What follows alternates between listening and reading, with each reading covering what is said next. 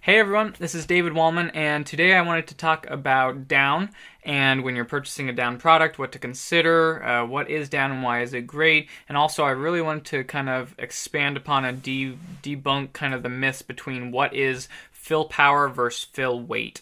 So let's jump right in. So what is down? There's basically two types of insulation that you're going to find when you're purchasing any kind of product. It's either going to be synthetic or down. There's other types, but they're not the majority by any means.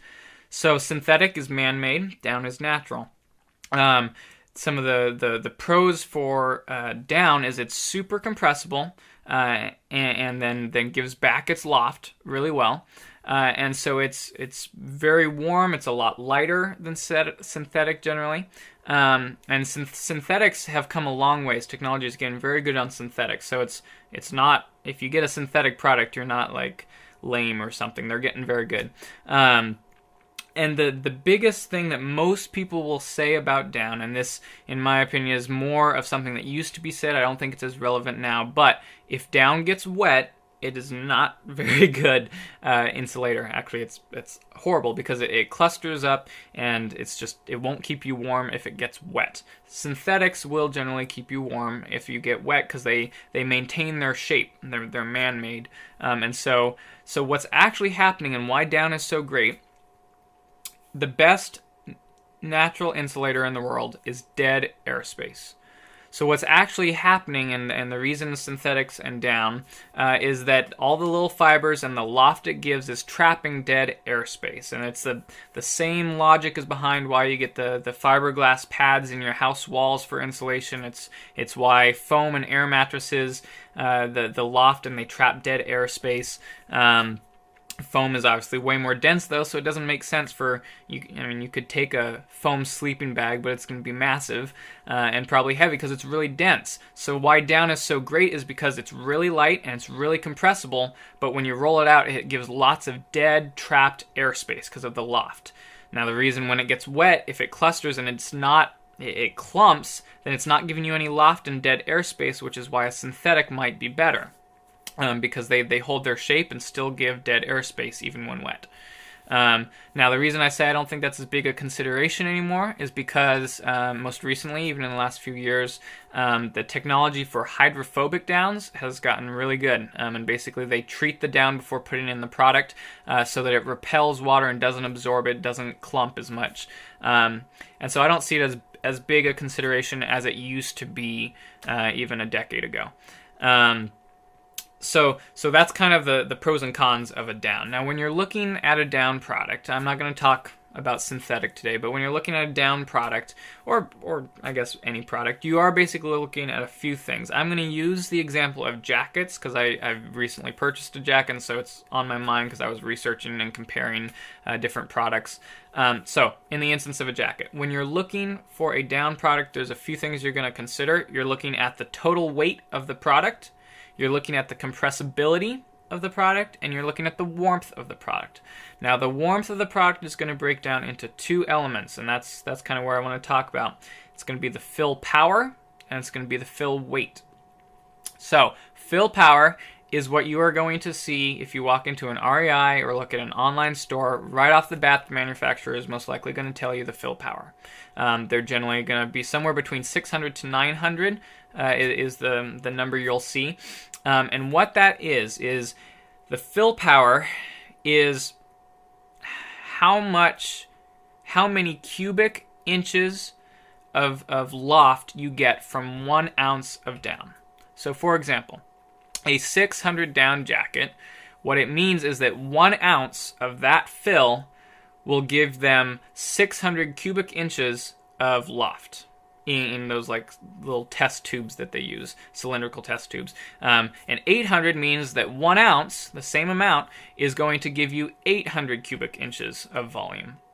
So the difference there, if it's the same actual weight of down, is that they're using different types of down. So like duck versus goose. Goose is the premium, but also the size of the individual down clusters. So an 800 down cluster, like the individual piece of down, is typically going to be closer to the size of a quarter, whereas a 600 may be around the size of a dime.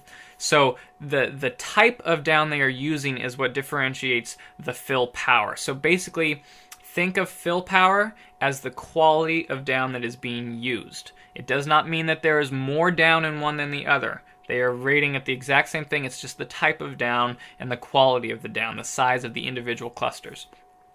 What I used to think is that 800 meant that there was more down in it. Now it's the same amount of down for greater loft. So fill weight is how much actual down they put into the product.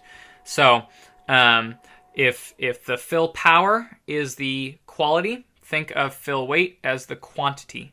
Okay, so in my opinion, I would say that the fill weight is actually the more important of the two, but you need to take both into consideration. Both are important, but I think it's on purpose that manufacturers push the fill power because most people don't understand it, and that's why I wanted to make this video. So, for example, I just purchased the Montbell Alpine Light men's parka down jacket, and I'm going to do a review on it later, and I'll post a link when that's up. But it is a 4.2 fill weight at 800 fill power. Now, if you compare that to the Mountain Hardwear Ghost Whisperer, a really well-known jacket, great reviews, it's great warmth to weight ratio, super light, super compressible, and it's also a 800 fill power. But my jacket is way warmer than that because it has more down in it. Okay, the Mountain Hardwear Ghost Whisperer has 2.78 ounces of fill weight, so it's less down. They're both the same.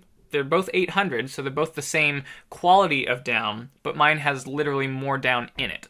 Okay, so my jacket's going to be warmer. So if depending on what you're looking for in a product, if you're looking for warmth, you want to consider both. But you could technically have a 600 fill power jacket that is warmer than an 800 if they put more down in it.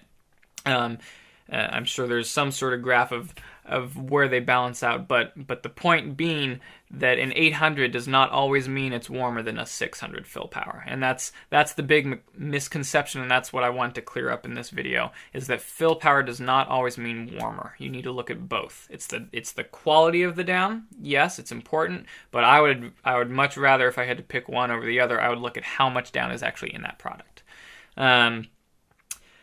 So either way, I hope that kind of clears up a little bit of what down is and some things to consider.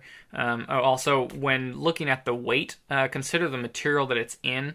So for example, my jacket is a 20 denier, which I've been very pleased with in the past as far as a combination of weight and durability. Montbell also makes one that's the Mirage, and it's a 7 denier, which is super thin.